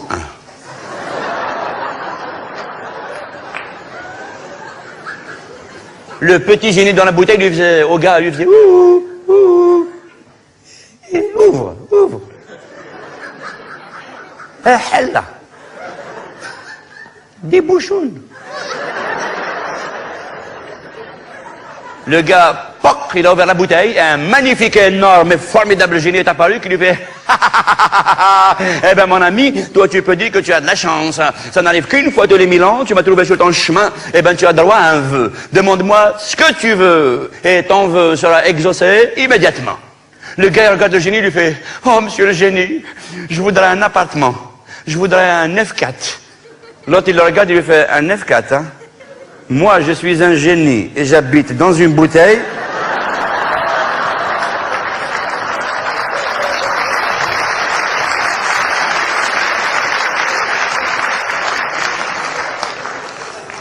Et voilà, tu avais une chance, tu l'as merdé. Après quelques jours d'investigation, mon père a trouvé que le seul endroit où il était possible de caser mon frère et sa future femme, c'était la baignoire. Il leur a dit, mes enfants, je veux bien vous donner la baignoire, mais à une seule condition, qu'elle soit toujours remplie d'eau, parce que chez nous, il nous coupe l'eau 27 jours sur 7. Mon frère et sa femme ont accepté, ils ont dit, il faut savoir se sacrifier. Quelques mois après, je me souviens, c'était l'été, la saison des mariages chez nous. Il y avait une fête magnifique, c'était le mariage, c'était la plus belle fête de Bab el-Oued. Il y avait des centaines d'invités, il y avait de la musique et les youyou. Et vers 3 heures du matin, comme le veut la coutume chez nous, au milieu de la nuit, le mari doit aller rejoindre sa femme dans sa chambre. Ma belle-sœur barbottait déjà dans la baignoire nuptiale. Mon frère, qu'est-ce qu'il était beau dans sa tenue de cérémonie de mariage. Une tenue de plongée sous-marine. Avec les palmes, le masque, la bouteille d'oxygène thermazote. Il avait un lookum. Sous les youyous, il est allé dans la salle de bain. Il est monté sur les rebords de la baignoire, il a glissé dans l'eau rejoindre sa femme, et depuis, il coule des jours heureux.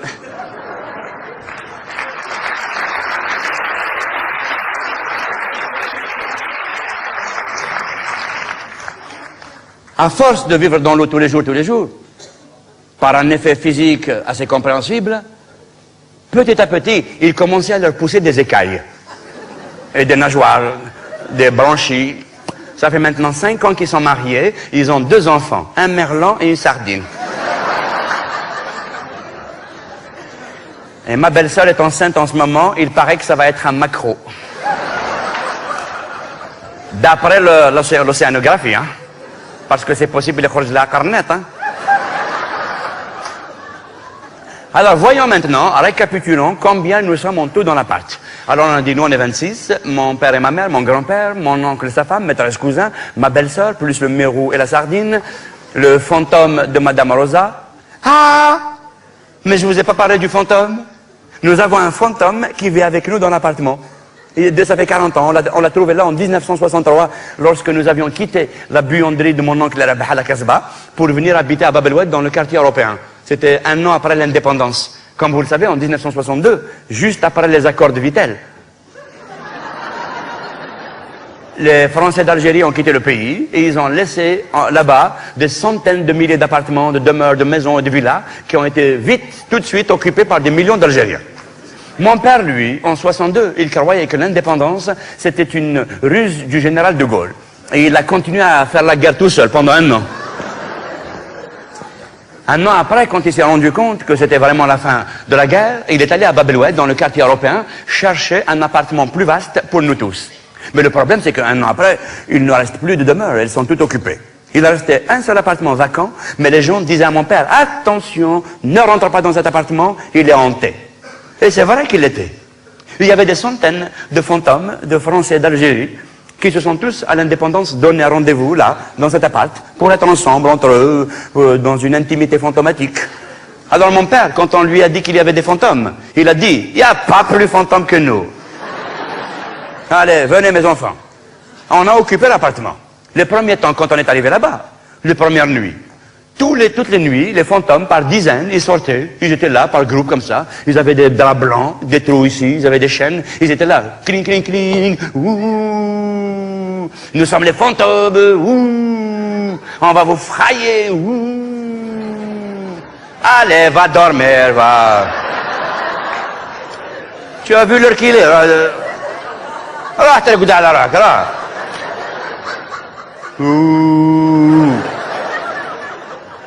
à ton âge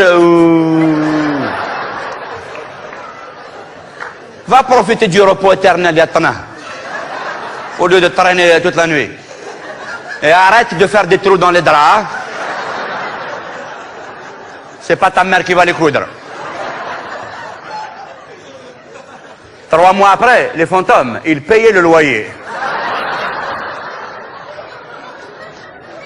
Et un jour, ils ne pouvaient plus nous supporter. Et ils sont tous partis en même temps en disant, ouh, cet appartement, il est hanté, fuyons. Il ne restait que le fantôme de Madame Rosa. Elle est née là, dans cette maison. Elle est décédée là. Sa famille aussi, ses arrière-grands-parents ont construit cet immeuble. Elle se sent bien avec nous, elle vit en toute harmonie avec nous, et depuis une dizaine d'années, maintenant que mon grand-père est devenu vraiment grabataire, chaque nuit elle s'amuse avec lui, tous les deux ils s'amusent, Madame Rosa lui apprend à danser la valse. Mon grand-père fait un stage de futur fantôme, parce que bientôt il va passer l'examen.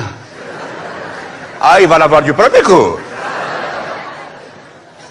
Alors maintenant, voyons, puisque nous n'avons oublié personne, faisons le calcul combien nous sommes en tout dans cet appart.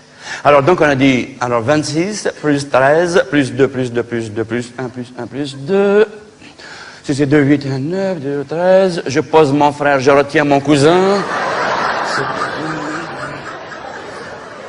Ça fait 48 personnes dans un 3 pièces, cuisine, la salle de bain, la baignoire, l'aquarium et la planche du balcon. Mais l'eau qu'il nous faut pour boire, pour se laver, pour faire la vaisselle, pour faire la cuisine, mais il nous faut un barrage rien que pour nous. Ma mère, Mskina, ma mère, la pauvre, depuis 50 ans, qu'elle lave des montagnes de vêtements, de draps, de couvertures. Ses mains sont devenues si calleuses, si hargneuses. Et bien maintenant, les vêtements, quand ils sont sales, dès qu'ils voient arriver ma mère, ils deviennent propres de peur. Ma mère, un jour, elle a fait un concours avec une machine à laver, elle a grillé la machine à laver, elle. À Bab el-Oued, on l'appelle Madame Arthur Martin. Et pour la nourriture, nourrir 48 personnes, heureusement que ma mère est très intelligente, elle a inventé le concept, l'équation, la solution, l'oubia, le macaron, skso. C'est-à-dire en français, haricots, macaroni, couscous. Pour toute la vie, le triptyque éternel, que ce soit le dimanche, le lundi ou le mardi, l'automne, l'hiver ou le mercredi, toujours haricots, macaroni, couscous, tu mangeras. Mais de temps en temps, ma mère, pour ne pas qu'on s'ennuie, ma mère nous fait des surprises. Par exemple, je vous donne un exemple. Aujourd'hui, dans le programme, nous avons l'oubia, haricots. On est tous là, la marmite est là. Et juste avant de manger, ma mère, elle arrive et nous fait « Alors, mes enfants, oui, maman. Alors, vous pensez que vous allez manger de la loubia? Oui, maman. Allez, fermez les yeux. Voilà. Eh ben, c'est des macaronis. » Waouh, waouh, waouh. Quelle surprise, maman. Ça fait à peu près un jour que nous n'avons pas bougé. Et des fois, elle nous fait la surprise de la surprise. Alors, mes enfants, oui, maman. Alors, vous pensez que vous allez manger de la loubia? Oui, maman. Allez, fermez-moi les yeux. Voilà. Eh ben, vous avez gagné. C'est de la loubia. Waouh, waouh, waouh. Maman, c'est la 4e dimension. Nous, on croyait qu'on allait manger de la loubia. On s'est dit, on va pas manger de la loubia. Et on mange de la loubia. Eh ben, ça change tout, hein. Ma mère, toute la vie, nous fait des variations sur loubia, macaron, couscous. Par exemple, aujourd'hui, elle nous fait loubia. Après, loubia, loubia, macaron. Après, macaron, macaron, macaron, loubia. Loubia, macaron, couscous. Ouais! Elle est magnifique, ma mère. Elle est extraordinaire. Ça change tous les jours. On mange jamais la même chose. Mais de temps en temps, malheureusement, ma mère, elle rentre en boucle. Ça la prend de temps en temps et tout d'un coup, c'est loubia, loubia, loubia, loubia, loubia. Et après, maman? Eh ben, après loubia.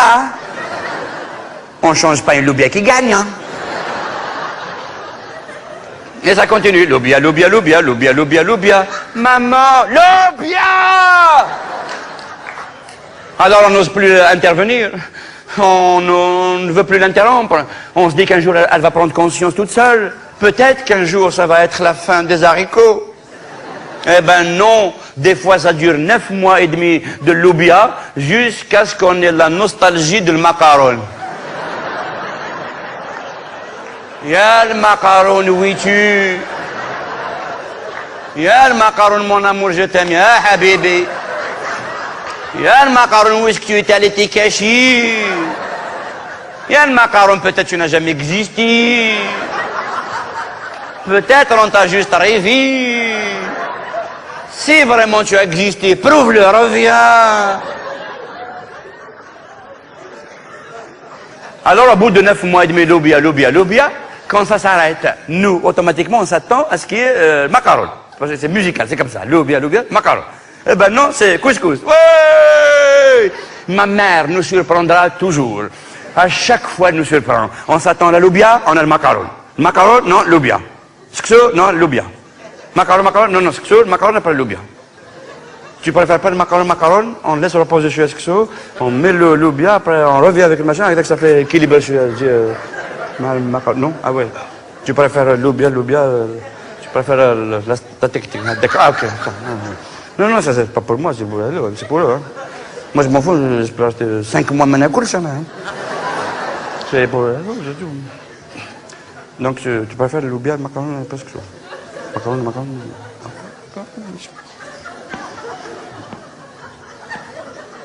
T'as pas macaron, le macaron sexy, loubia, le macaron,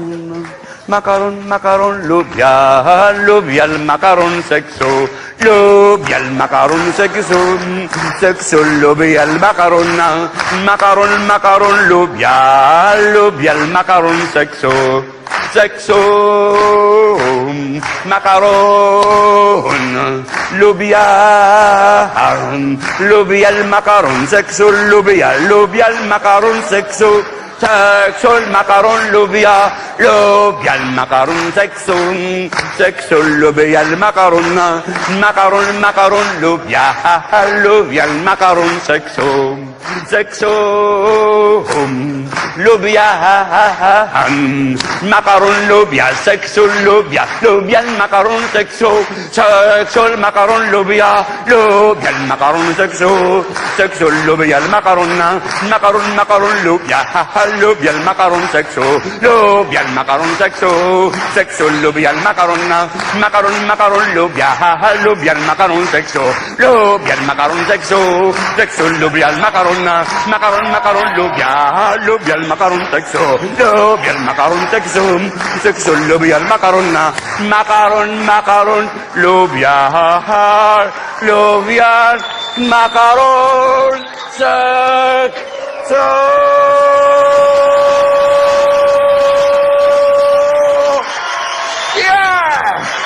Woo! Thank you.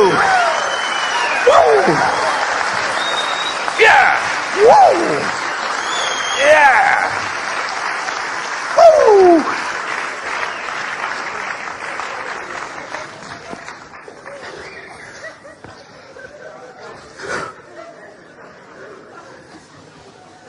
Sans viande.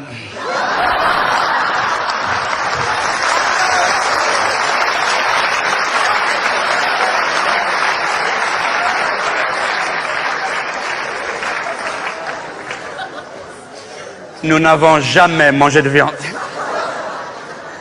Nous n'avons même pas le droit de regarder la viande dans les photos. Mon père, toujours, il nous dit, mes enfants, quand vous vous promenez dans les rues, ne regardez jamais les vitrines des bouchers, vous risquez d'attraper le cancer de l'envie.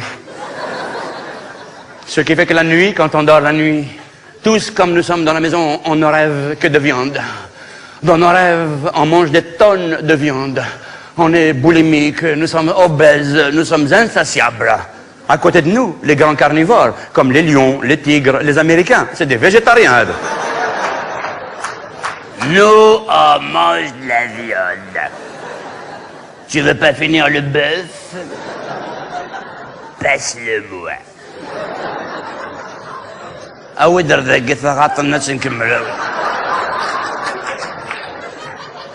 toute l'architecture, la structure, la texture même de nos rêves est faite de viande.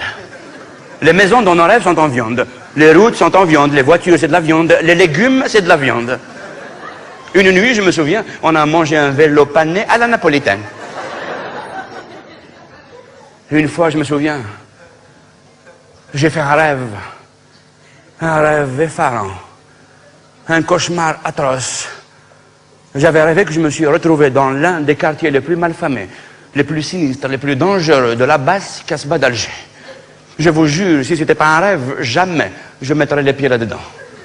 Dès que je me suis retrouvé là, je me suis dit, ouais, yeah. Mohamed, objectif numéro 1, sortir de la Casbah. Objectif numéro 2, sortir du rêve. J'ai commencé à chercher une issue par laquelle je pouvais m'échapper. J'ai vu une ruelle et je m'y dirigeais. Et j'entends des pas derrière moi.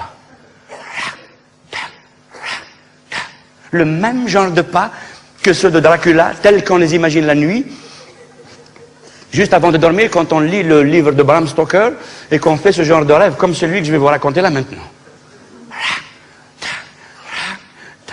Je vais à gauche, à droite, qu'est-ce qu'ici? Ça Ça y est.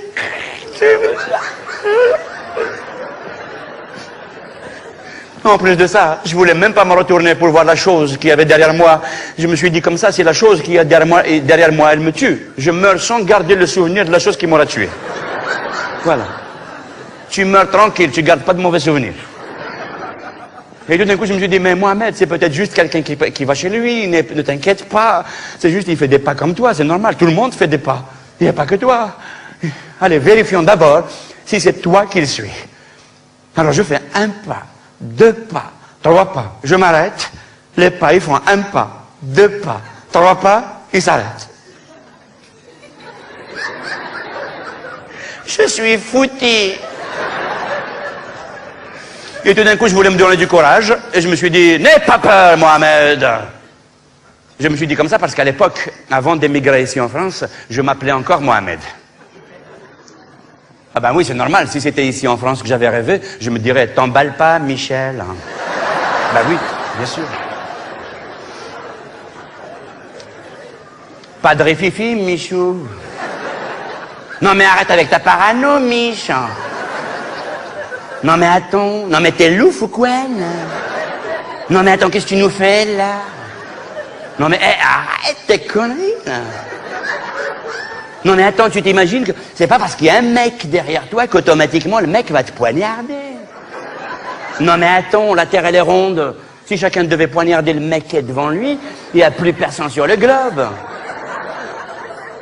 Il n'y a que le dernier qui va être comme un con, il n'y a plus personne à tuer. Hein, Mich? Si ça se trouve, le mec qui est derrière toi, là, il a encore plus peur que toi. Depuis tout à l'heure, il doit se demander, mais qu'est-ce qu'il fait ce mec à me suivre devant? Hein, Mich, t'es en France. Et en France, il n'y a pas de cauchemar, il n'y a que des rêves. Rêve pas que t'as perdu ta carte de résidence. Ça, c'est un cauchemar. Mais tout le reste, c'est du cinoche, c'est de la gnognotte, Michou. Mais à l'époque, j'étais encore à Alger, je m'appelais Mohamed. Et je me suis dit, m'attrape chez Mohamed. Où c'est quoi de la Mohamed? N'aie pas peur, Mohamed. Tu vas t'en sortir comme d'habitude. Même si c'est la première fois. Et tout d'un coup, je me suis dit, mais, je venais de pas de conscience, mais, mais si ça se trouve, c'est même pas moi qui rêve, c'est le type derrière moi qui est en train de rêver.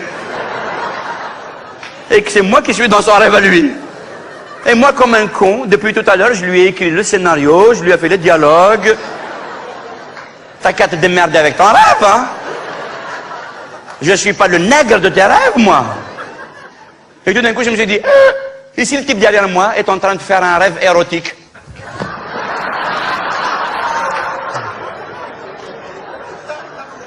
Je me retourne et je vois un énorme beefsteak de 200 kilos. Dégoulinant de moutarde qui me fait j'y vais te manger. C'est un beefsteak arabe, il parle pas très bien français. C'est pas un beefsteak, c'est un bouftik. Heureusement qu'il était lourd. Et moi, dès que je l'ai vu, j'ai couru comme un fou. J'ai vu une porte, je voulais m'échapper par la porte. La poignée de la porte, c'était une côtelette d'agneau grillé. Juste au moment où j'allais l'attraper, le chien Areski a sauté sur la côtelette, il a arraché la poignée et il est parti avec. Kiki, viens ici! Et je lui courais derrière. Et puis j'arrive dans un autre quartier, un peu plus loin, et j'ai trouvé des escaliers qui descendaient du haut de la Casbah jusqu'à la mer. Et j'ai vu des dunes de sable chaud. Et j'ai vu des embruns d'eau de mer venir jusqu'à moi. Et j'ai vu de la lumière poindre à l'horizon. Et je me suis dit, c'est la lumière, je suis sauvé, c'est la liberté. Et j'ai commencé à courir. J'ai couru jusqu'en bas des escaliers. Qu'est-ce que je trouve en bas des escaliers qui m'attendait adossé contre le mur et qui me regardait menaçant? 2 énormes jambons. Ah non, pardon. C'était pas des jambons, c'était des gigots d'agneau. اسمح لي يا ربي يا ربي اسمح لي يا ربي اسمح لي يا ربي اسمح لي.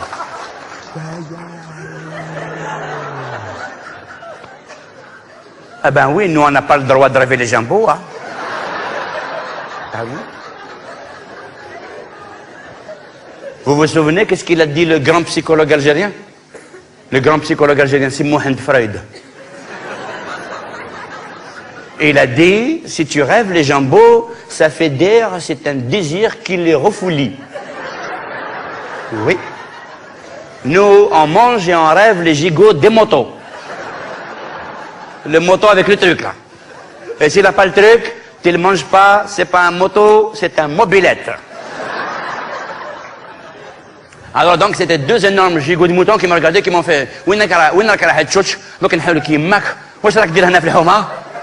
va t'arracher ta mère tout de suite, qu'est-ce que tu fais dans le quartier ?» Et ils avançaient vers moi. Ils avançaient en gigotant, comme leur nom l'indique. Et moi, je remontais les escaliers.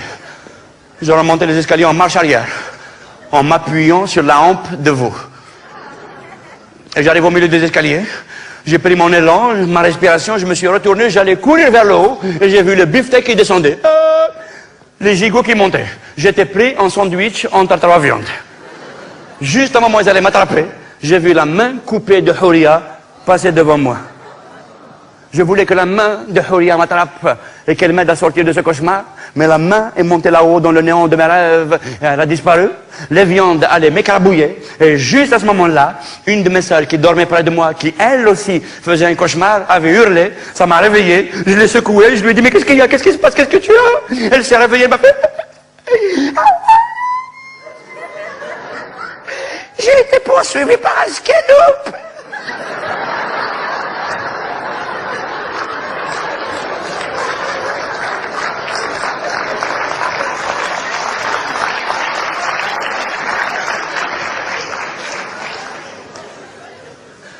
Une seule fois dans notre vie, on a failli manger de la viande. Voilà, là, -5. Ma tante venait de mourir.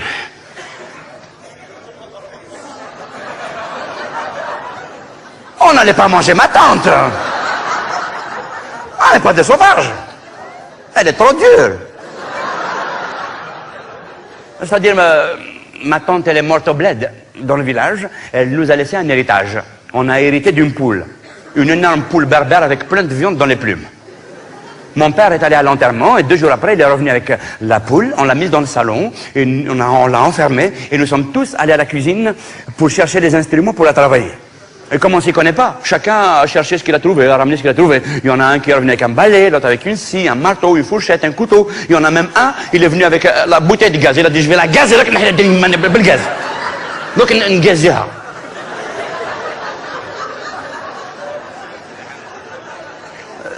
Tellement nous sommes profanes dans le traitement des gallinacés. Et en rang solidaire, armés jusqu'aux dents, on a foncé sur la bête. La poule, elle nous a regardés.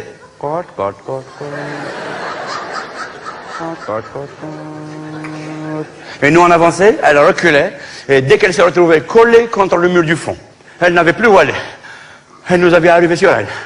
Quand elle a vu au-dessus de sa tête 450 doigts, 90 mains, les couteaux, les marteaux, les fourchettes, la scie, quand elle a vu la bouteille de gaz, elle a pondu une plaquette d'œuf. Avec l'emballage. Tellement elle avait peur. Les œufs, elle les a datés.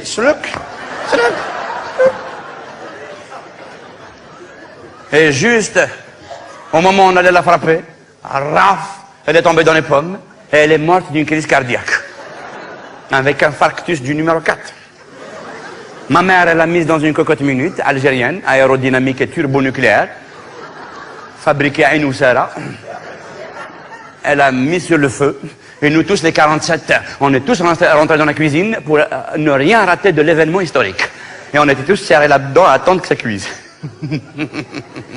Même aujourd'hui on va manger de la viande. Même c'est bien section. Ça cuit, ça cuit, ça cuit, ça cuit.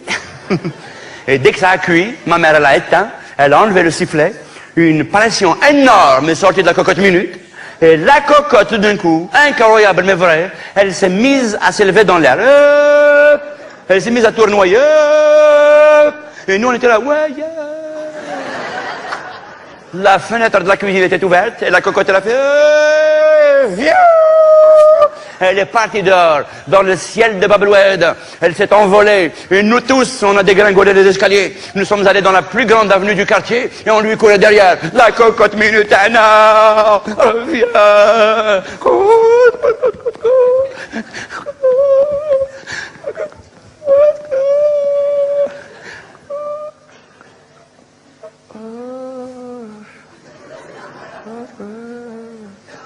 Ah, non, non, ça c'est Air Algérie. Le lendemain, dans le journal de l'époque, le journal du parti eunuque, en première page, hier soir, une soucoupe volante a survolé le ciel de Bab el-Oued, poursuivie par 48 extraterrestres, qui chantaient une drôle de chanson. Lobia al macaron sexo, sexo lobia al macaron, macaron, macaron, lobia al macaron sexo, lobia al macaron sexo, sexo el macaron lobia al macaron sexo, sexo el macaron lobia.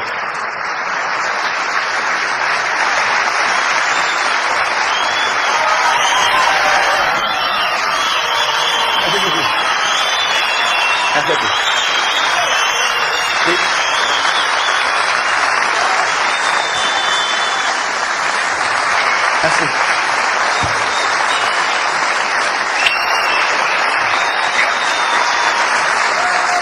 Merci beaucoup.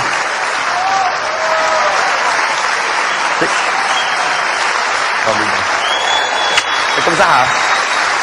Merci à tous. Merci.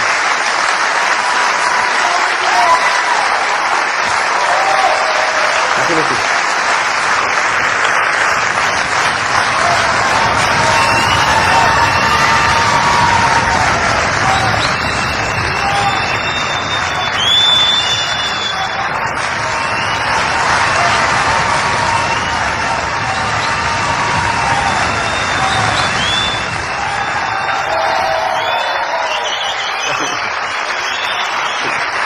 Comme ça, hein?